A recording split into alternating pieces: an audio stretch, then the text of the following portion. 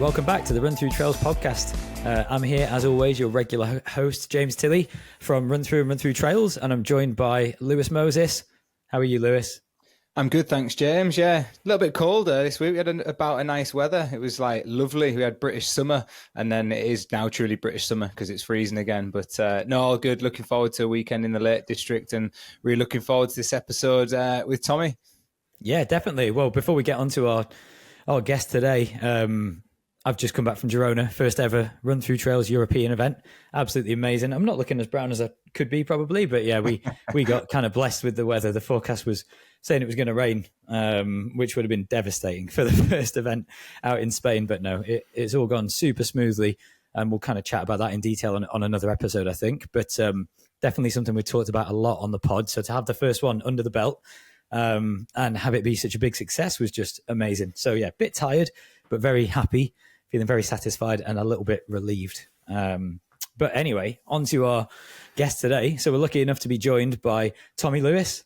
Tommy is a running coach, ultra runner, and he's also actually a podcast host.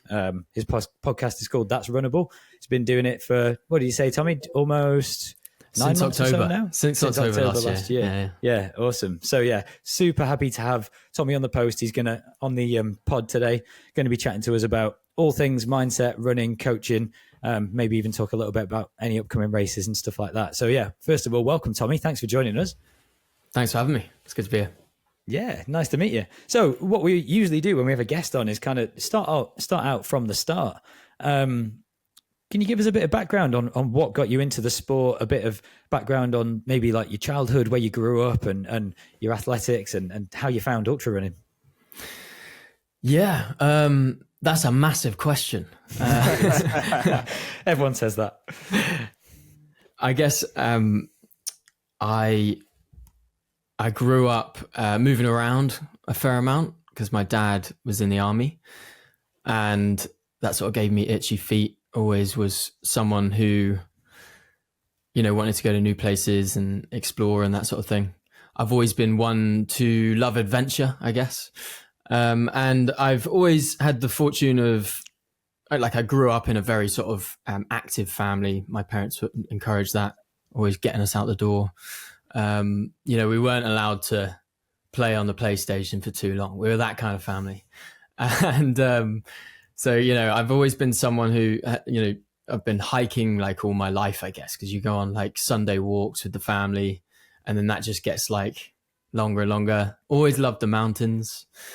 And I guess like I've always loved fitness. I was a rugby player at school. And then in my year out before I went to uni, I sort of was introduced to triathlon at a similar time to when I started running myself, basically.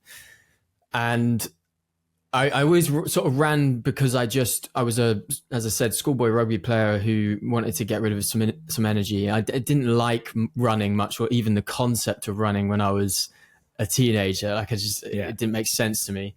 It's like, why would you run if you're not chasing a ball, Exactly. But I was quite naturally fit and I was sporty. So I sort of started running to basically expend some energy when I left school, and was doing it all in the wrong way, but was like just doing it for the grind of the everyday sort of push yourself kind of mentality and to clear the head. And when I took a year out, I was a lifeguard, and there was a guy there who was like a manager of the gym who did events. And he did triathlon events. He had an events company. And so I sort of was in that world of endurance sport just kind of accidentally, I guess, because I was around a lot of people who were sort of into that stuff, into triathlons. There's kind of a bit of a triathlon scene where I was actually in Wiltshire. Okay. And I sort of got sucked into that a little bit and just into the endurance stuff. It was kind of interesting to me. And I sort of idolized triathletes and Ironmen and like long distance runners and stuff. I was going to say straight away, was it the longer stuff? Were you doing like looking at sprint and Olympic distance, or was it straight away like, oh, Ironman, ultra distance? It was always long stuff that I was like, that is fascinating to me, and the emotions that sort of were all wrapped up in that endurance. Something about endurance that's really interesting, I think. And I also really didn't much like runners, to be honest. I didn't like the sort of traditional idea of what a runner was, and was all very serious about going fast, and similar to cyclists in my head, just like cyclists don't have a great rep, do they? And I was as a sort of budding, dabbling in some triathlon, and I didn't really like the traditional idea of what a runner or a cyclist was, to be honest.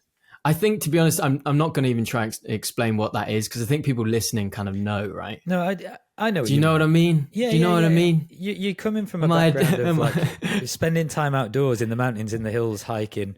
Maybe a bit of influence. I'm assuming it's your dad that was in the army when you said you. My dad was, yeah.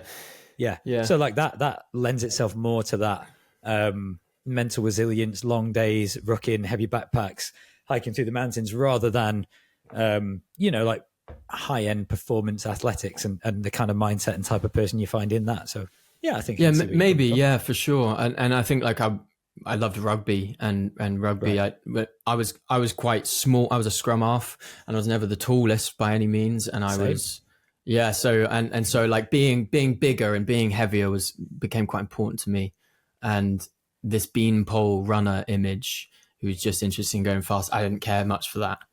So I never really felt like I slotted in really to that world, or at least to the idea of what I thought that world was.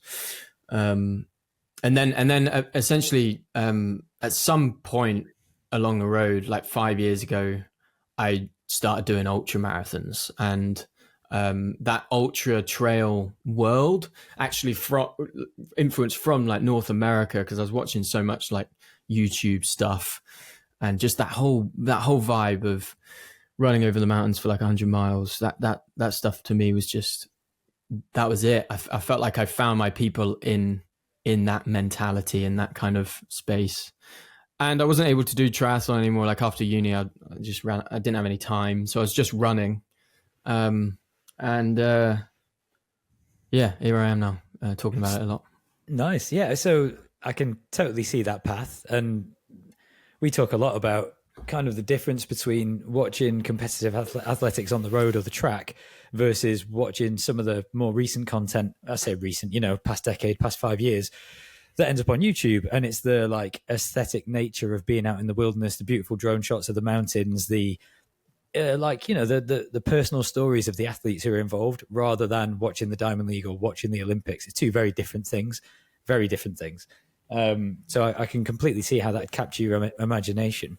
Did you straight away kind of go and look for races and events and want to dive into it? Or did you just start to kind of dabble, getting out on the trails locally and seeing what it's about? Like, what was your idea of what ultra distance trail running meant before you started to take part?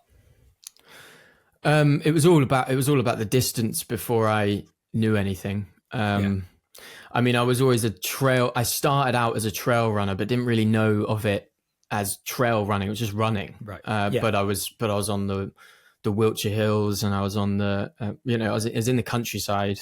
I was never a city dweller really. And I'd never run on road. Like, when I started running, it was just, here's a route. Can I get over it? Can I get around that route? I wasn't considering terrain really. And that leads you to, in the UK, in the countryside, that leads you to always, running on the side of fields and all that sort of stuff. But I never considered it trail running. That was just running to me. And I never really much liked the road running classic distances. I didn't care for getting a 5K, 10K, half marathon, PB. That wasn't how I approached it. The only thing that ever interested me, once I'd done a couple of marathons, the only thing that ever interested me was doing ultra marathons. And then when I got into ultra marathons, I realized that most of the sick ones are in the mountains. Yeah. And I was like, wow, this is sick. Like, this is so sick.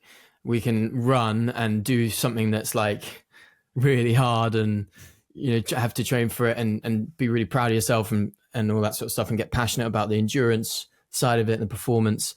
And we do it in some of the most amazing places in the world.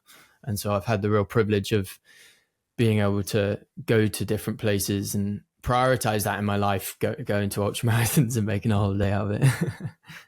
Amazing. I think I'm going to come at this from both angles, actually. I'm going to come at it from the track and, road background, and then talk about it in the ultra trail context as well, because I feel like I've got the balance of both worlds, but I do see the differences to what you guys are alluding to here. So from my perception, I feel like the track, everyone's kind of in it for themselves in the nicest possible way. Like, they are very determined on their own performance, all about fast times. You see it at the end of a race, they finish a race and there's just not the same camaraderie as there is on the trails. And I find with ultra trail, there's almost a level of appreciation for everybody's taken on the same challenge, and everybody knows what that challenge is.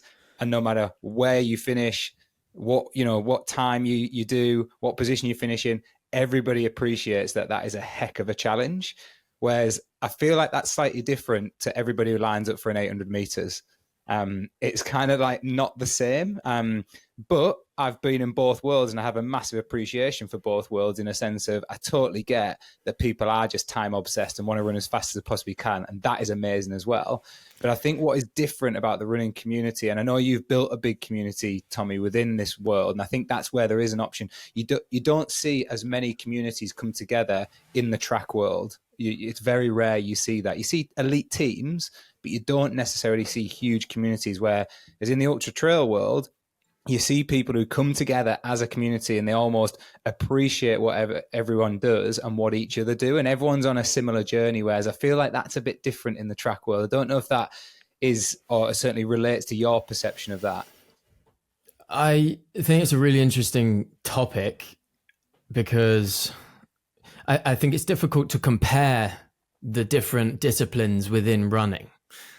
Like, running overall has a broad spectrum of participants. You have those who are just on a daily basis getting out and doing like 2 or 3K, and you have all sorts of different people in between involving themselves in running in different ways.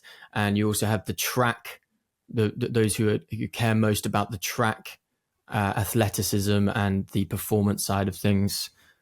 Some are specifically 5K runners. That's what they do, but I think that the extreme of like an even shorter distance, like 800 meters, is an interesting one to discuss, because ultimately you just don't have anyone who is a really low level runner.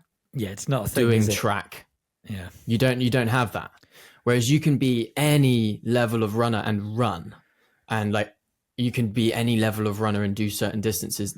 What the conversation really is like, the longer it gets, the more naturally impressive. Like, the base level of an ultra marathon it's already impressive. Yeah, Whereas the base level of just running around a track for 800 meters, that's not something that anyone really considers impressive until you get to certain performance levels, right? And then you're just, that's all you're talking about, essentially. Yeah. So they're such different sports, and for me, like, it's knowing what it takes to run like a sub 15 minute 5K, like to know what it takes to do that. It's hilarious that anyone would, like, I don't know, only consider distance impressive. And I don't know, it is an interesting, I could talk all day about like the whole sport and the different cultures in the different sort of parts of the sport and why. But I just ultimately think that because more people can get involved in ultra running, everyone knows that it's no matter who's doing it, it's hard for them. No, that's a really good point. Even if you go to the practicalities of it, we've got an event organizer on here with James, but putting on a trail race in Girona, it's open to everyone. Pretty much everyone can enter until those entries are full. As there is a cut-off time, but as long as you're willing to, put yourself out there and try and make that cut-off time, anybody can enter. Whereas at 800 meters, we boil it down to the fact, well, there's mainly only 8 lanes on a track, sometimes only 6. So your races are limited to start off with. Then people worry about the elitism of track running. Will I fit in? Will I be welcomed? And will there be as many races? So everything's kind of restricted. And I think that's how people see it as well. And I know it's becoming a little bit more open now. We see open meets and things, but I think you've hit the nail on the head, Tommy. I think the reason ultra running and ultra trail running is so attractive is not just because it's in these beautiful places. It's not just because of the community. It's because it's accessible. And I, as a former track runner who's gone to the trails, it's one of my big bugbears with the sport of track is that I don't think it's accessible enough, to the point where we've got tracks all around the country and they're hard to get on. Like, why should they be hard to get on? People should just be opening up for people to encourage them to be active. You go to France, you go to Chamonix, you just jump on the track for free. Like, yeah, I was a member of a running club, like running at a decent level. I couldn't work out how to enter a track race, how to contact someone at the BMC when they were happening. Like, the websites are 30 years old and it's some bloke with like a landline that he never answers. It's mental. It's just sort of antiquated. But then you get back home where I'm from in Nantwich in Cheshire, there's a little running store called Running Bear, and they just decided we're going to do mile track races open to anyone. And like, people are coming and running a 10-minute mile on the track, and they're doing all these different heats. And that is kind of a community thing, and it's cool. It's different. But yeah, I think that you get community by rather than competing with each other, having a situation where you can compete with yourself. That's where community comes from. Because if it's just competing with each other, well, there's not much, there's a bit of camaraderie maybe amongst, different competitors, but it's not genuine like community until you're in an event where everyone is just doing it to compete with themselves. It's a different kind of competition, isn't it? And it's what creates community is feeling part of something. And when you don't have teams necessarily, and it just has to be a case of like competing with yourself and all doing it for your own reasons. And that's where the real stories come from as well, I think. Like, I think track can only go so far too. Like, you'll never have track competing with ultra marathon running in terms of community. You just never will. Yeah, like I say, it's a completely different thing, isn't it? It's elite sport versus like an activity. It's not built for built for that. Like, it's because it's performance. It's all competition. It's exactly. Like so measurable. It's so measurable. Yeah. So when you started on this kind of trail running journey specifically, like you said, for you it was just running, and I can relate to that because it was the same for me. I like to run in the mountains and on trails, and I didn't ever consider entering a road race. I was never part of a running club scene. I played rugby as a kid. I was a scrum half. I was too small. When I got to uni, I couldn't play anymore. So kind of like, I can see how you found it. What did that look like? Like, what was the first race that you ever entered and went and stood on a start line in terms of doing like an ultra distance trail race? And what was that experience like? My first ultra was an Ultra X Scotland 50. Okay. So right in a very like a mountainous 50K. I did quite well at it actually. Like I performed quite well. That was quite shocking. But I did cramp twice. Not so surprised. I cramped right at the end. And then I came around the corner about 5 minutes after just about dealing with my cramp, and I saw the finish line, and you go across a field to get to the finish line. And as I was going across this field, I cramped on the other leg, hobbled over the line. But I did quite well in that, and it gave me like some real confidence that maybe I could have a crack at these really hilly, monstrous sort of 50 Ks and start climbing up. And then I just climbed up the distances until I got to like a point where I was doing 100 Ks, like 100 to 130 K sort of mountain ultras. And now I'm trying to go for what I've trying to aim for the last 4 years. Essentially, I've been trying to build up to 100 miler, like a proper North American hot 100 miler. And that's what I'm doing. What do you have your eyes on? I'm doing Devil's Gulch, which is a really small race out in the Eastern Cascades of Washington State. It's very kind of, it's the first year of it being like a full 100-mile route rather than 250s. Okay. And it's like the fifth year them doing it. And there'll probably be like fewer than 30 runners. And it's very hot, very hilly. That's in July. What type of elevation are you looking at? I think it's comfortably over 7,000 meters, I think. And over the course of 100 miles. So I've done a hilly. Well, that is big, but I've done very similar in a sort of almost 100k, so 126k. And so my theory is that if that's a little bit spread out, then I just need to deal with the heat. Yeah, and then the extra distance. Was the race you're alluding to there? Was that Gran Canaria? That is Gran Canaria. Yeah. So Lewis and I kind of know that race quite well. Lewis has been out there the last 2 years. I was out there 2 years ago. I was supposed to be racing the marathon, but I had a niggle. So we watched Courtney and who was that? Yeah, that was the year I was there. That was the year I was there. With Courtney. Probably was Zach Miller the there? aid station. Zach Miller. I think Zhen Sheng was there. Seth Ruling DNF'd. Josh Wade had a pretty good run. He was like top 6, top 7. He went back again this year and had a better run. But yeah, we probably saw you out there on the trails, Tommy, as we were out on our run. Yeah, that's so funny. What an event that is, man. We love that event. It's such a cool place to run. It's such a unique terrain. Like, how did you find that? Because it's a midnight start, isn't it? It's a weird one. Yeah, I overcooked it for at the 70th K. I was like, oh shit, I've overcooked this, because I was going, there's a downhill up to like 76k in. Okay. And I was going down because the sun had just risen at like 50k or something like that. And maybe it was like an hour after the sun had risen or something. And I was legging it down this hill into the aid station, and it was down like a little town. So I was like legging it down these steps and all this, and I was really going for it. And then all of the 80k, the advanced, all of the advanced ones, the elites started going past me, and I was like, actually kind of keeping up with the elites of the 80k down this hill, and I felt really good.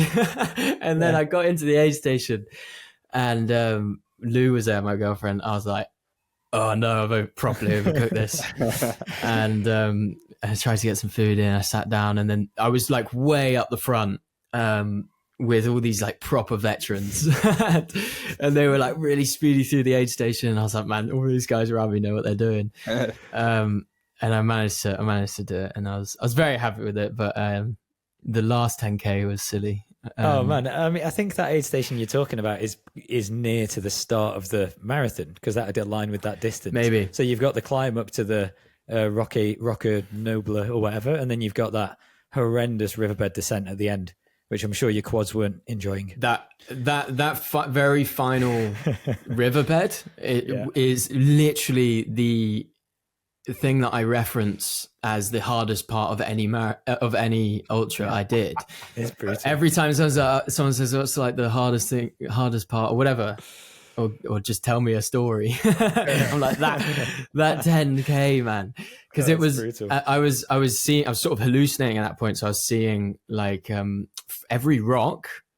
every rock or every fairly sizable boulder was either in my head a frog or a dead fish. Okay. So I was like running, because I probably, I knew it was a dry riverbed, so I was probably thinking about that.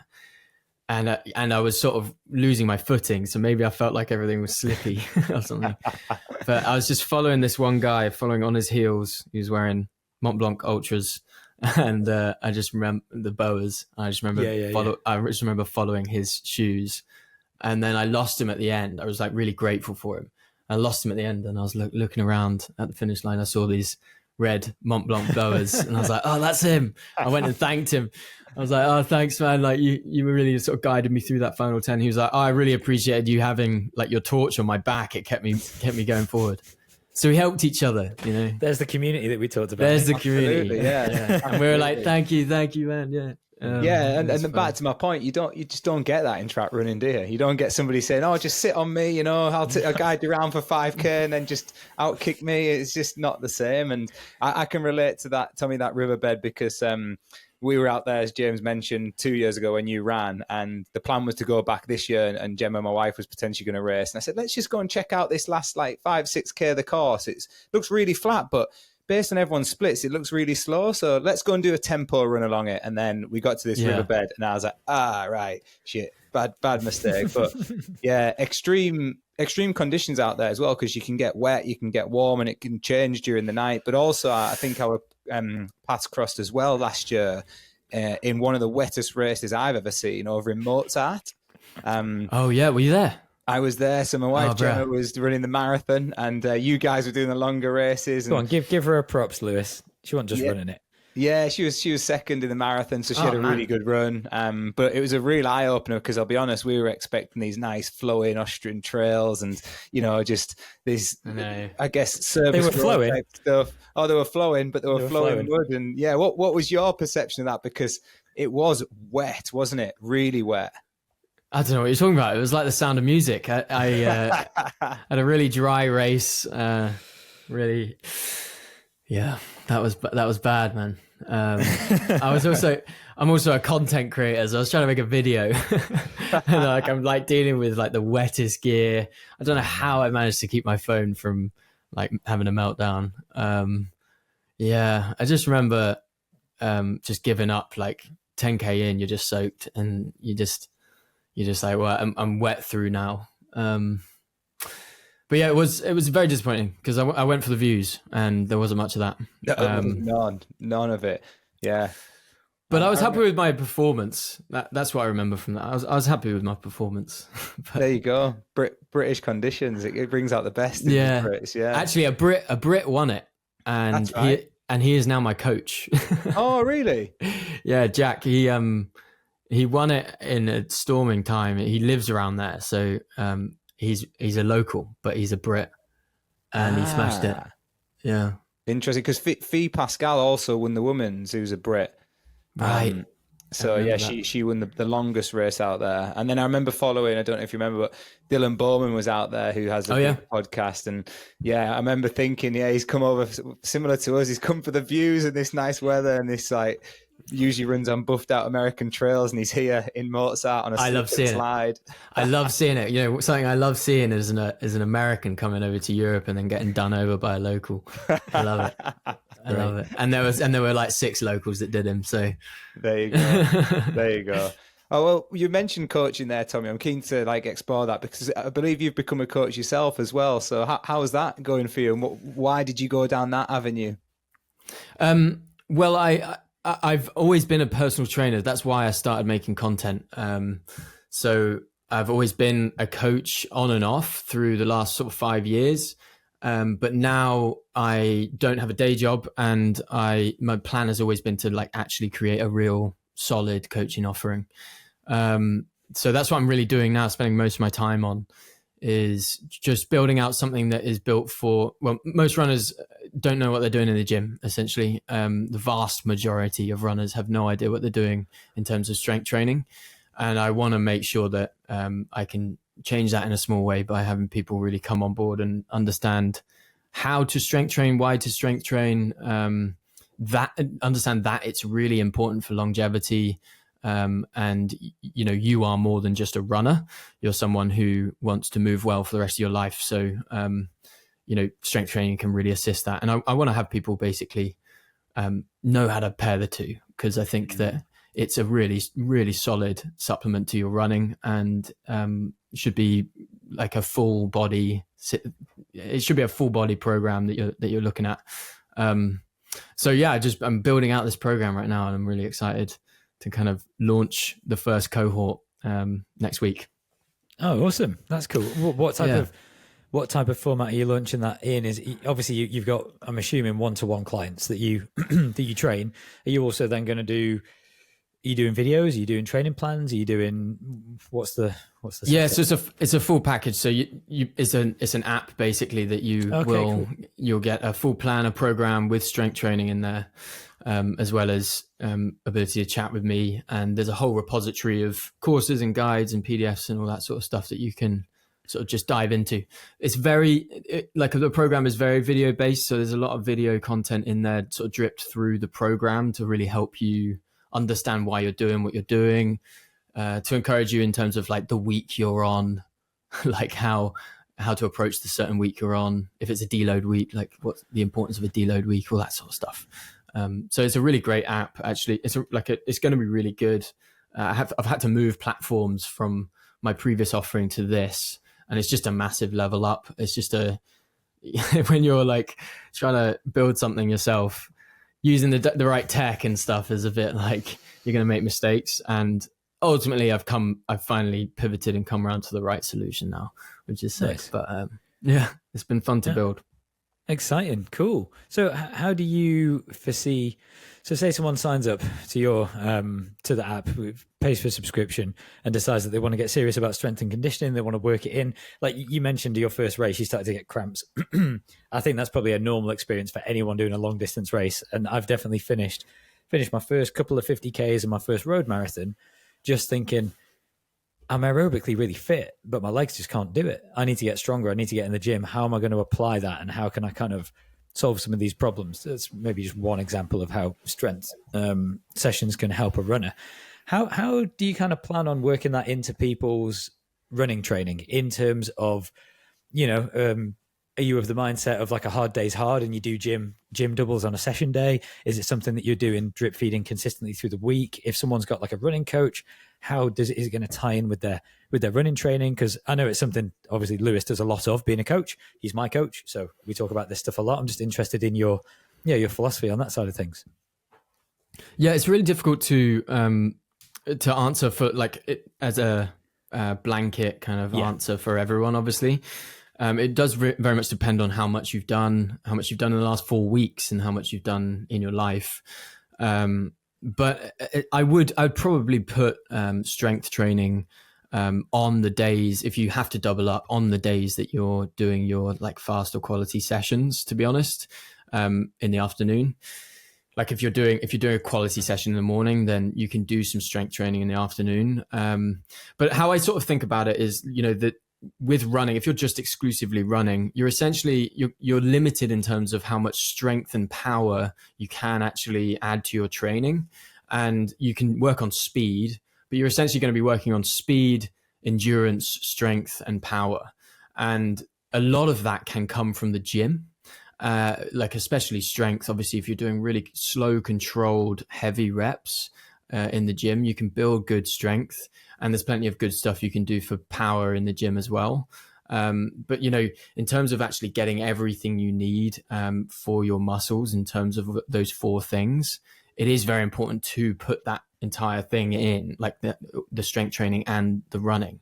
So essentially, I try and consider it like all the same, basically. So instead of splitting them as like running is this, and then we might throw in some strength training, in the same way that I might consider my intense running in the same program as my slow, easy running, I would also consider in that same program strength work, like resistance training. They're all just targeting different things to make you perform better, basically.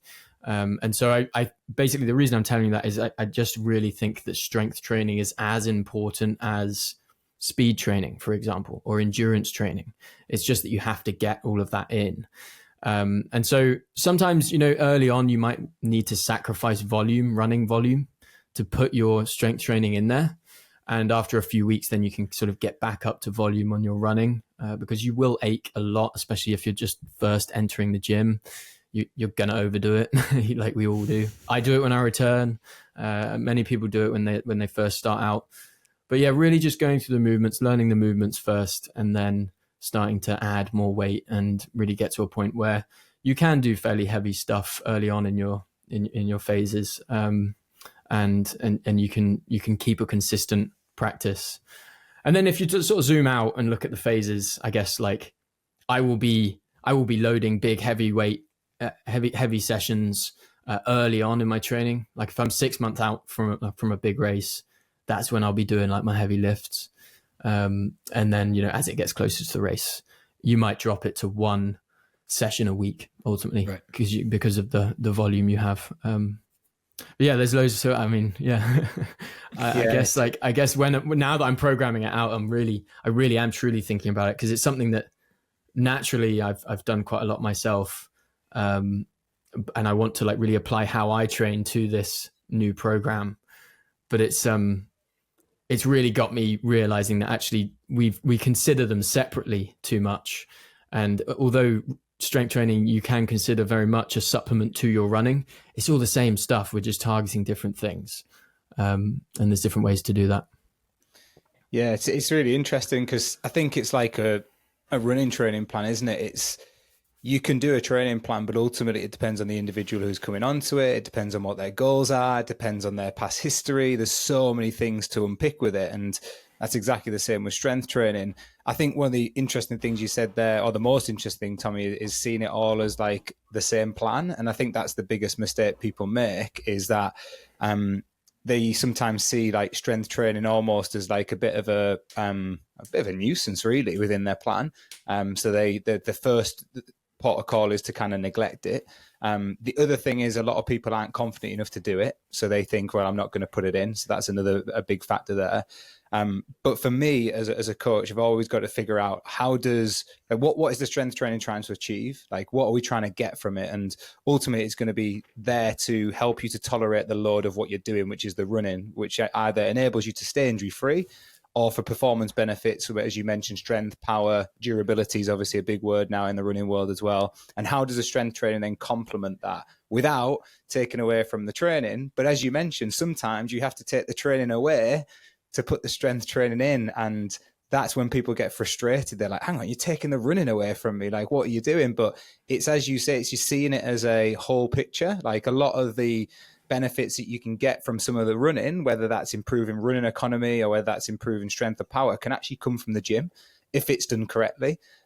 So yeah, there's lots to unpick. I mean, I'm glad you're writing that plan and not me, because I think the variety you get, I think coming back to running, the variety of running you get is one thing, but the levels of people in the gym is a completely different thing. Like, somebody coming in and trying to do a deadlift for the first time, like, pretty much everyone can go out and run, right?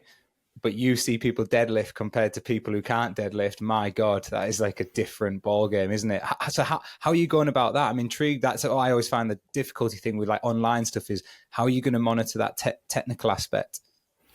I think it's all in the guides and the instruction. I've just been like, I did loads of filming yesterday and I'm in like edit mode right now because I haven't done so much editing.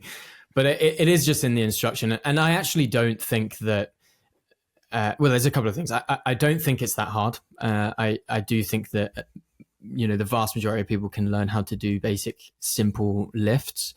But it's also not that dangerous. I think there's a myth in thinking that strength training is really dangerous.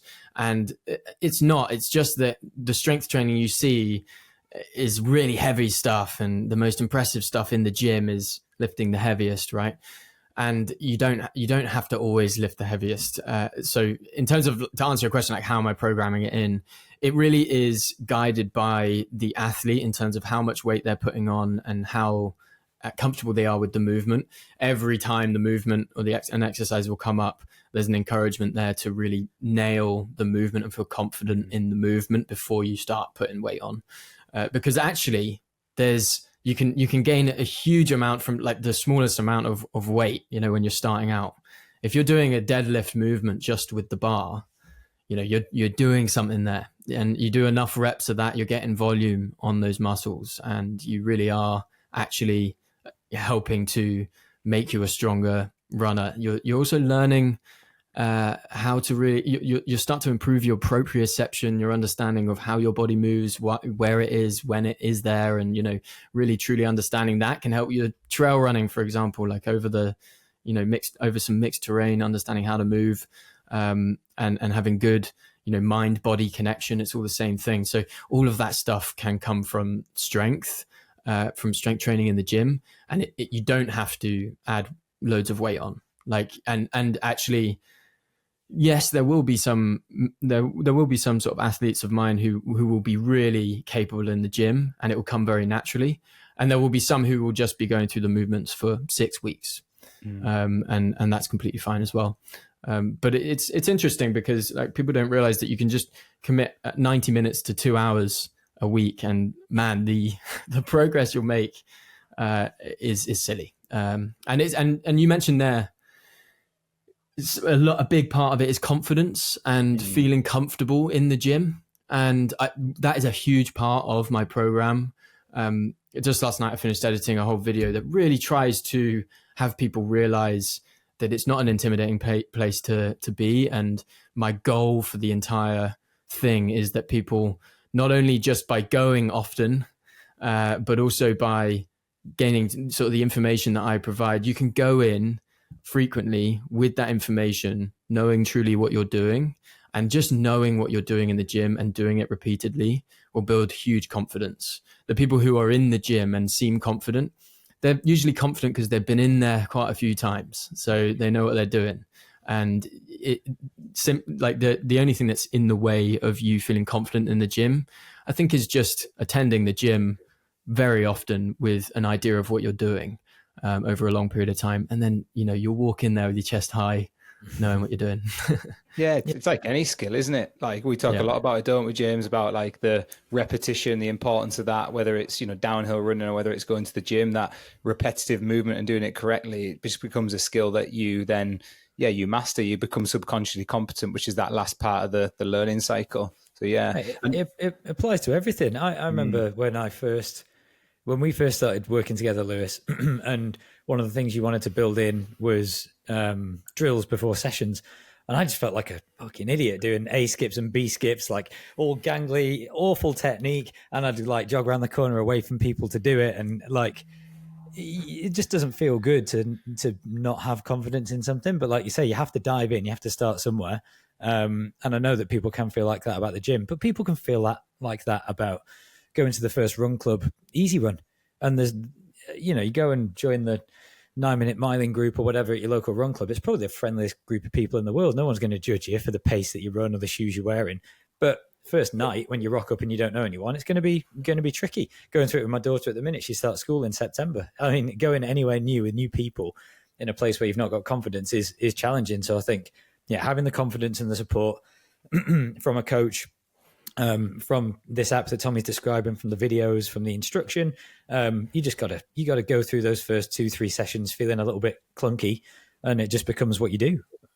And it should be exciting as well, because I remember talking to a colleague of mine who in COVID, he had got into, this colleague of mine was quite wealthy and he had a chalet in Chamonix, and nice. That's where he spent COVID. And I remember him saying that he got into like cross country skiing and he was a complete newbie and he was loving it because the progression that he was making was rapid and he hadn't been new at anything for so long. And I was like, that's such a good point, man. Like being new at stuff that's the stuff that you want. You want to find something new to be good at, because the progress you'll make in the first 6 to 10 weeks, if you stay consistent with it, that's so exciting. Like whenever people start running, and they start getting loads of PBs at the start, they're loving it, because it's like they're improving so rapidly. You have that available to you in strength training, by the way. It makes perfect sense.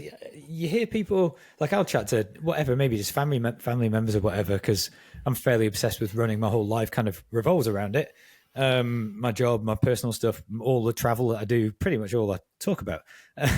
So random family members and parents-in-law and whatever will kind of every now and again, oh, you know what, James, I might give running a go and ask for a few tips here and there. And it's that initial hump of those first 1, 2, 3 runs where you're going to go out and it is going to feel really unnatural. It's going to feel quite hard, pushing through that. And then all of a sudden the progression is ridiculous. And that applies to anything. That applies to losing weight, going to the gym, starting running, picking up a new skill-based sport, anything. You've just got to get through those first couple of tries and stick with it, have a little bit of resilience in that way. And then all of a sudden, the trajectory is ridiculous. And then 5 years down the line, you'll be scraping around trying to find every little 1% you possibly can, because all that easy progression's gone. So yeah, it's almost the best part of coaching as well. Like you'll know this, Tommy, when it's almost the worst part for the athlete when they find something that they're not good at or they don't like, because they're like, I'm not very good at it. But as a coach, you're thinking, well, that's low hanging fruit, because if I can get them better at that, that's going to be like massive gains. Whereas like a lot of athletes spend time trying to improve the things that they're already good at, which they should always work on their strengths, absolutely. But sometimes they neglect those areas because they feel like that's a weaker area, but that's the biggest area for improvement right there. I think it's a good point. It's a quick win. And I just want to touch on one point you made, actually. And I think this is really important to kind of speak to our audience on, is like strength training. Yes, it keeps you injury free. If you're doing it right, it can help performance wise, but a lot of the literature out there now, a lot of the research is showing how important it is for later life. And I watch people who I'm close to who have neglected going to the gym for years and years and years. And I see them struggling to like pick things up, or they're hunched now on their back. And in a life where we are sitting more and we are becoming less and less active, I think it's as important, if not more important than ever, to get in the gym and to lift, because it is true, isn't it, what they say, if you don't use it, you will lose it. Yeah, and actually, although I talk about running all the time, I really am more of an advocate for strength training in the gym. If I really think about health benefits and what I would recommend to people, you know, I wouldn't necessarily recommend everyone runs ultra marathons because it gets ridiculous. You're staying up all night. I wouldn't say that's like that good for you. There's a certain type of running that's not like necessarily that good for you. But if I were to just give someone a good healthy habits, strength training would be in there. You know, I just love running, and that's why, you know, I talk about it a lot. But I also love strength training, and there's so much evidence, like actual peer-reviewed evidence and studies that have been done on longevity and on benefits to, you know, improvements in bone density and strength and overall health. And, you know, it's really great for like a lot of things. And I want to try and help. I really see like runners as they're people who would love the gym if they got properly into it. And you don't have to be like this gym bro, or you don't have to be like the kind of stereotype that you might hate. You can sort of just go in there and do your own thing. And I think the gym needs a bit of a rebrand to a lot of people. Like it shouldn't have this reputation it has for a macho kind of environment. And I think there's a lot of issues in gym culture with, you know, how comfortable women feel in the free weight section when there's a lot of men in there and all that sort of stuff. And there's, you know, it can feel like an intimidating environment for some people. It's also, it's, you know, everyone sees how much you're lifting, and people don't love it for those reasons. But I think if you approach it with, if you're a little bit more open-minded to it, and you realize that actually a lot of the heavy lifting stuff, a lot of the macho stuff it's not what you really need to be doing anyway, and just consider it resistance training and really good for long-term health. I think I want to try and help to kind of bridge that gap maybe. And I think runners are a great kind of audience, because I love the feeling of running on the trails with the sun on my back. Like there's nothing beats it, but nothing beats also going out of the gym and just feeling like you've really got a good session, a weight training session on. Like the empowerment you feel as a person who has like who gets a good session in, that's also hard to beat. And I think runners could probably, I think that a lot of runners could connect with that and don't even realize they could connect with that. Plus it's good for your running performance. Well, that's it. Yeah, the running with the sun on your back on the trails is only going to be longer, better, more productive. You're going to be able to do it later into life. You're going to potentially have less injuries if you're getting in the gym and maintaining all the other side of the strength work as well. So yeah, but you know, I think I want people to love the gym as much as they love running. That's like what I'm trying to say. I think. Right. I want people to be as obsessed with running as they are, as obsessed with strength training as they are with their running. Because that's my wife all over, and it's not me. So like it's good that you're saying this to me, but you're right, because I don't love the gym, but when I come out, I'm like, I'm really fucking glad I did that. I feel good, and I feel good for doing it. And I tell myself I'm going to come back in a few days and do it again. And I do go religiously at least once a week, like at a minimum once a week. I should go more. I do a little bit of bits from home, but my wife is like 3 times a week, and she loves it. And her running benefits from it, but she keeps saying to me, I don't understand why you don't love it. And she is right. It's just a habit, right? It's just creating that habit. And the more you create any habit, the more you start to, love it. I didn't love running when I first started running. I bloody hated it. I think everyone pretty much would have, right? You ran cross country at school and you're like, oh, I'm not having to run cross country at school. 1500s on a grass track at school was like the worst thing. Everyone hated it. Everyone hated it. But you grow to love things, don't you? Yeah, exactly. Nice, cool. Well, that's awesome. I mean, the other bit I wanted to obviously ask you about, Tommy, is the podcast, and it kind of leans in quite nicely because obviously you've got a way of thinking about sport, a way of thinking about running specifically. You're really passionate about it, but obviously equally passionate about the gym. You got this background in personal training. You want to help people, get them out on the trails, get them into the gym, and share your experiences and expertise. And I'm assuming kind of natural progression on from that and the content creation you do and building the community and the platform was obviously starting up the podcast. So was the podcast kind of the last piece of that puzzle, or the most recent piece of that puzzle? And yeah, what was the impetus behind starting it? What made you want to make a podcast? The impetus behind starting it was that I wanted to be able to go a bit more long form on certain topics. Like I think social media is great, but distilling everything down to a minute and a half video, or choosing topics that I'm like, a lot of the information I'm trying to put out there on social media was like, felt limited in terms of how much depth I could go. Right. Yeah. And that's a challenge. That's a fun challenge to be able to distill something down into its simplest form in a 90-second video or something like that. And I liked social media for the kind of, when you make a video, you kind of want to have the hook and the arcing, story, if you like, and a conclusion for a video to work well. I enjoyed that, but I really desperately wanted to go deeply in on topics. And so that was the reason why I started a podcast, was to basically just do long form audio as a different medium of trying to put out information. And it was really well received initially, like the first sort of 10 episodes, really well received. And that got me realize that maybe it could become a little bit more interesting than just solo podcasts. And so I'm adding, different segments and different things on now, and it's quite fun.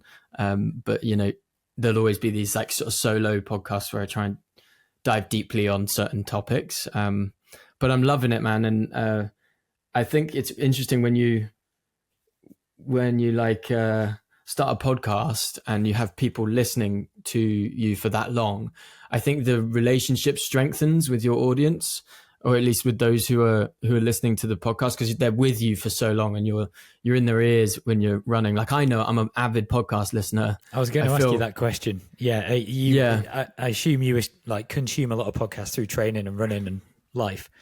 Yeah. Like I'm big. I've always been a real big podcast listener. I think, well, always, ever since I've been a runner, I feel like I have been a big podcast listener. I'm a big music fan first and foremost, but sometimes I will just listen to podcasts like all week long. So I've listened to a lot, and I know what it feels like to feel like you really know the person, and you like, it's a special space, I think, when as a music fan, with my headphones in all the time, that sort of personal space you're in is quite special, I think. And I try and approach the podcast space with that in mind. The idea that you're talking to an individual, it can be quite intimate, and I don't think it should be loud and brash. And so I've tried to approach it with that in mind, trying to be sort of sensitive to the listener. And, not all, I think a lot of sports related content is quite, the intro might be drum and bass or something. It's quite like intense. I try and take a different approach.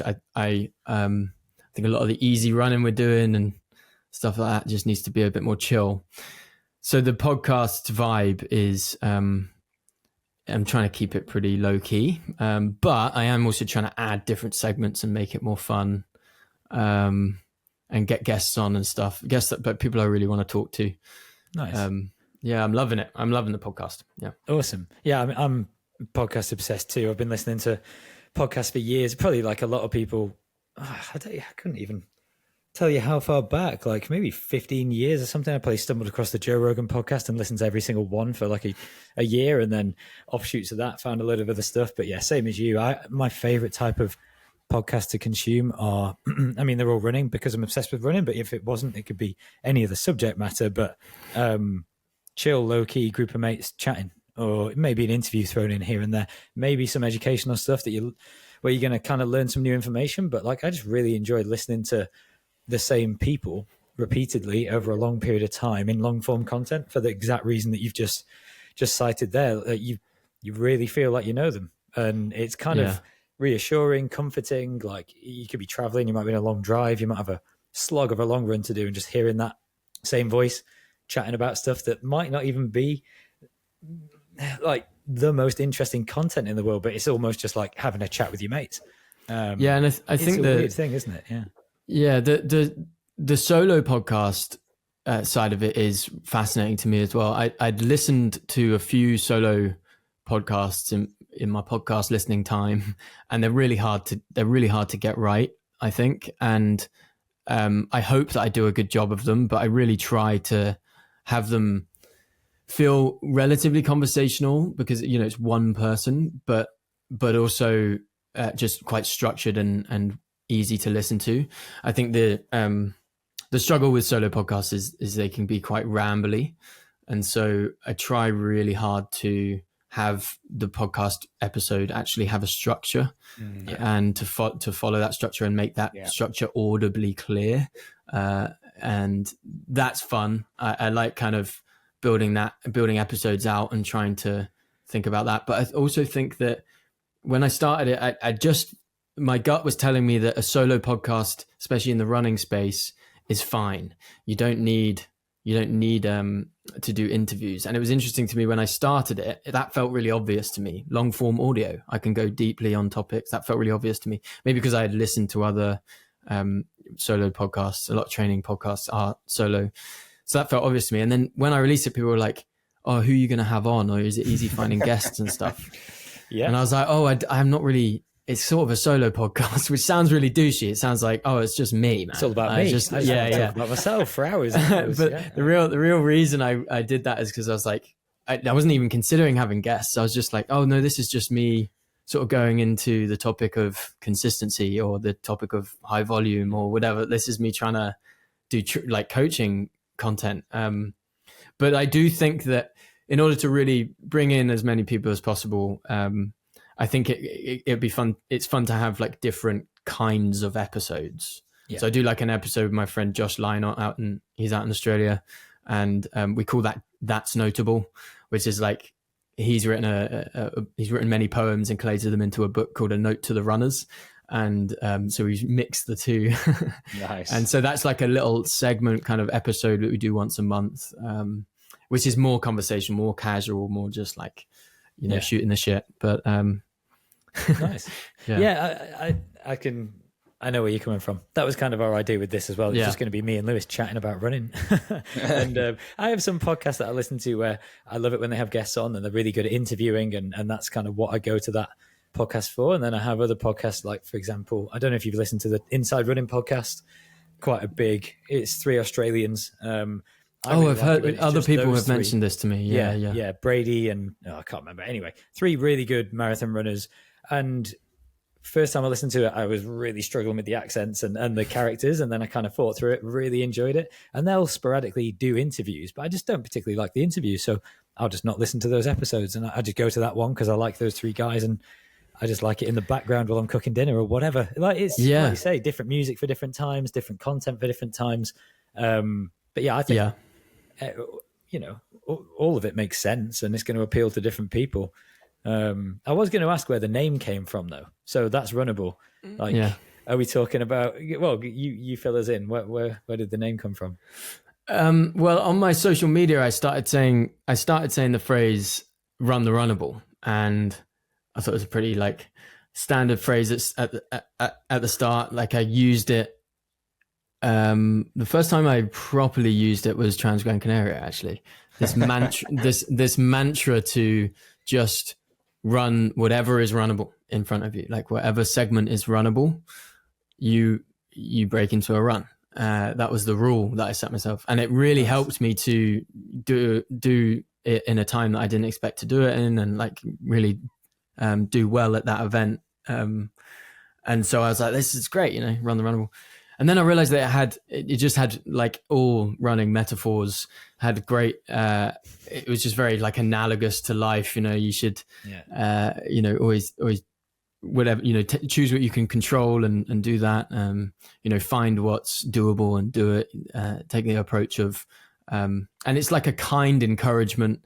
There was a lot to it. And I sort of put out like a story to my Instagram audience and was like, run the Runnable. It seems like, I think we're onto something here, guys. Like, what does this mean to you? I got like hundreds of replies of people saying that it was like the phrase "run the Runnable" was actually more interesting outside the context of a trail run than running runnable segments. It was actually a real good mantra for life, and it was this kind of idea of, like I say, doing the doable, of approaching things with a positive mindset, of finding the things you can control and doing that. And I loved that idea. And so I wanted to run with this Runnable thing. And I think, that's Runnable came from the fact that Runnable.com was taken by some stupid tech company that had exited, and it was just like a photo of them like, yeah, we've sold our business. And so I was like, oh, great, that's going to cost a lot. And that's Runnable was one that I worked with. And I think whenever you land with a name, you're like, I don't know about it. But sometimes you do hear it quite a lot when people are in the running community. You'd be like, you sort of look at a mountain and be like, that's Runnable. Or you look at a trail and you say that's Runnable. I know straight away. Yeah. Yeah. And so like, it's one of those awkward things when you come up with a name for something, you got to land it. And then you're like, is it weird to have that as a part of a name? But I don't know. I've landed it, and I quite like it. I think that's Runnable. It works, yeah. So no, it was mainly a domain thing, but it's cool. Yeah, no, it works. I know what you mean. Though you're looking like, can I start a title with a lowercase word? I've got an apostrophe in the podcast name. Is that weird? Like, are people going to be honest with me? But no, it's class. Like you say, it applies to so many things. When I first read it, I was thinking, okay, yeah, like I could apply that to a million different things. You know what it reminded me of the most? In a weird roundabout way, and it's me and Lewis had a conversation about this on like a 4-hour long run in the peaks about 3 years ago. It literally just came back to me. But how good Nike's tagline "Just Do It" is, and how applicable that is to so many things. And I know that probably seems obvious because when I was a kid, I just thought like "Just do it." Oh, that's a bit crap, but it's not. It's like amazing. It applies to literally everything. You know what you got to do. You know what's within your control. Just do it. So anyway, just reminded me of that. And I think it's great. Well, I appreciate you comparing Run the Runnable to Nike. Yeah. Pretty good. Yeah, you've made it. You've absolutely made it. I think I'd love to kind of end on this. I'd like to challenge us all to pick one mantra that we all kind of live by, or our favorite mantra, and then our favorite podcast, or like your go-to podcast. I think that'd be a really nice way to round it off. You can give some reasoning behind it, like Tommy has with the name there, because I thought it was really nice, the story behind it. But yeah, one mantra you kind of live by or you go to, and your go-to podcast and the reason why. I guess we should start with, well, actually, we'll go with the guest last, because then we can end it on a really nice note. Well, you can go first, mate, because you've had a second to think about this. Yeah, while you're true. formulating the question. I'll go first. Yeah, I'll go to James. Yeah, that's so fair. Getting tricked here, aren't we? All right, fair.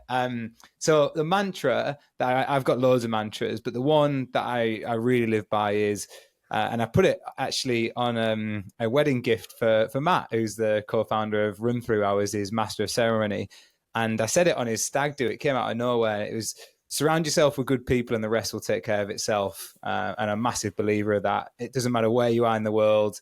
It doesn't matter whether it's raining in Mozart or it's sunny in Gran Canaria. As long as you're around good people, the rest will take care of itself. You'll have a good time. And I live by that. And I really like to surround myself with good people at all times. So that's my mantra. And my go-to podcast, I must admit, it is actually the Free Trail podcast with Dylan Bowman. I think he's an exceptional host. I really do. It is a guest podcast, but I feel like the guests they always have like some relevance, but also like I've clicked on some that I wasn't going to listen to and I've really enjoyed them. And it comes back to Tommy's point about don't just avoid things like the gym. Sometimes go to it because you never know how much you're going to enjoy it. And I've definitely clicked on some and thought, oh, I'm gonna swerve this episode, and I haven't. And I've gone, that was an exceptional episode. So yeah, Free Trail Podcast, and surround yourself with good people. The rest will take care of itself. Nice. James, over to you. All right. Well, my, I guess, little catchphrase or quote or whatever would be just and fear not. I just really like it. I think, again, it's got a lot of levels to it, but to me, it kind of means do what you think is right and then don't worry about it. Like, be honest, be transparent, be courageous, be whatever you want to be, and then be happy to be that. And if you kind of act in that way, then there's not really anything to worry about, because there is no kind of objective truth or right or wrong. It's life is subjective and nothing really matters, blah, blah, blah. Could go down a whole hole with that. But yeah, that for me, be just and fear not, I think is a good way to live your life. And then podcast wise, all I've talked about is running, so I'll change it up. I've been reading a book called History of Western Philosophy by Bertrand Russell recently, which is a beast of a book, and it's one that I've meant to come around to for about 5 years, and it's incredible. It's probably the best book I've ever read. So I've been on a bit of a philosophy kick, something I've always been super interested in ever since uni. And I found a podcast, Philosophize This.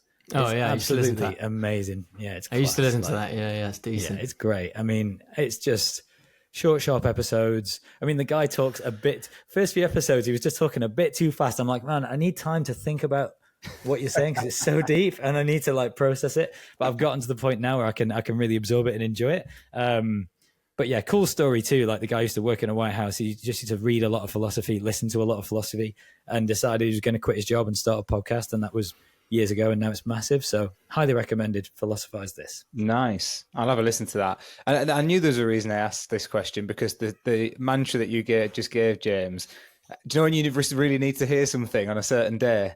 And like you've said that today, and that really resonates with me today. So maybe there's a reason I asked this question. All right, Tommy, over to you to top us all off.